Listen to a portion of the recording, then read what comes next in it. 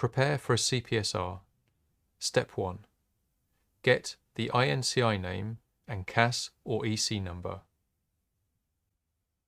For the purposes of a CPSR, it is essential to reveal to the assessor the true identity of each ingredient.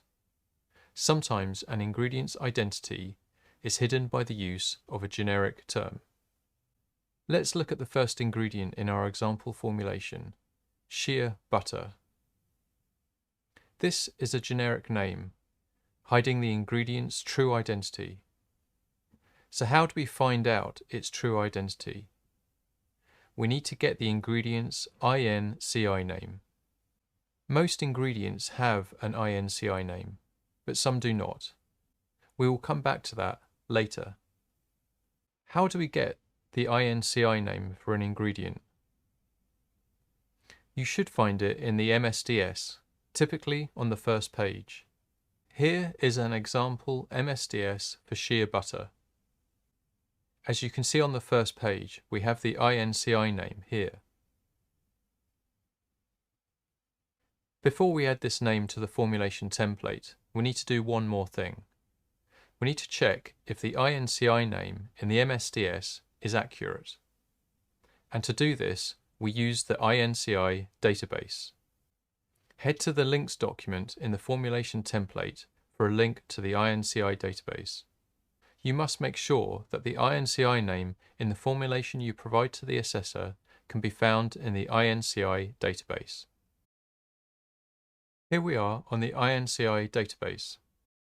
So let's search for this INCI name we found in the MSDS.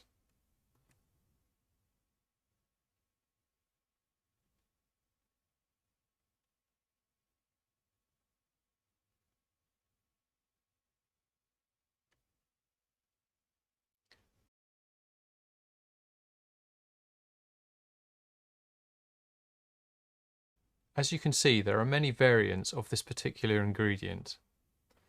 We have butter, butter extract, another butter, leaf extract, nut extract, and oil, and many more.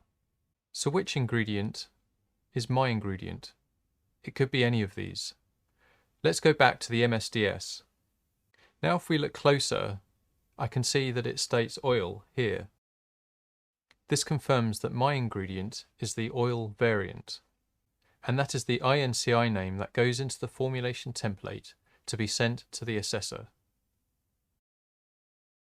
Find out the INCI name for each of your ingredients. Head to the MSDS to locate the INCI name and cross-check it against the INCI database. Complete the formulation template with all your INCI names. If the INCI name from the MSDS does not match the name in the database, or your MSDS does not even include an INCI name, go back to your supplier, request the name, and ask that the MSDS be updated to include it. Not all ingredients have an INCI name. We will discuss this in the next video. INCI name: colorants, perfumes, and fragrances.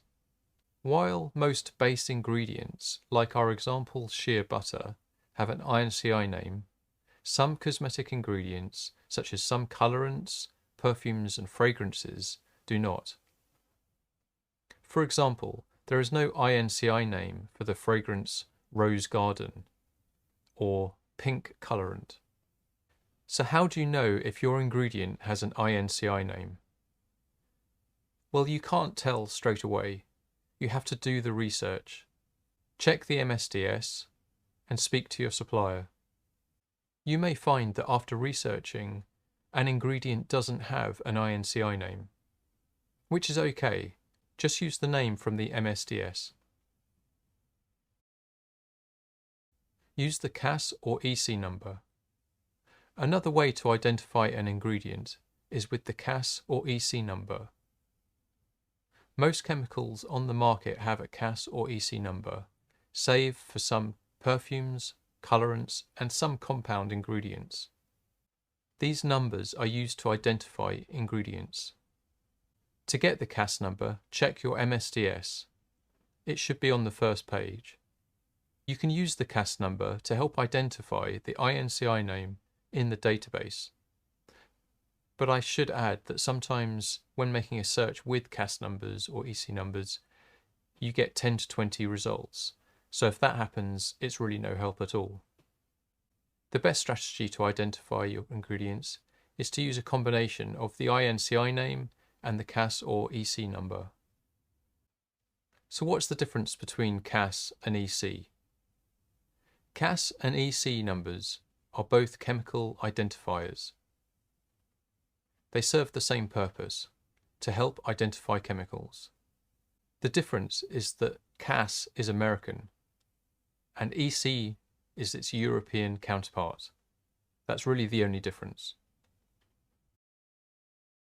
I want to bring your attention to the fact that some common ingredients are in the database, but you won't find them by their common name. Here are some examples. Vegetable glycerin, or glycerol, is called glycerin without the E in the database. Water has the INCI name aqua. And finally, bicarbonate of soda is sodium bicarbonate. It goes to show that you need to make sure you're using the best search term for your ingredient. You might want to check the MSDS for synonyms of the ingredient. Here we are back on the formulation template. As you can see here, I have updated the template with the INCI name from the MSDS, as well as the CAS number. Let's do the same for all ingredients.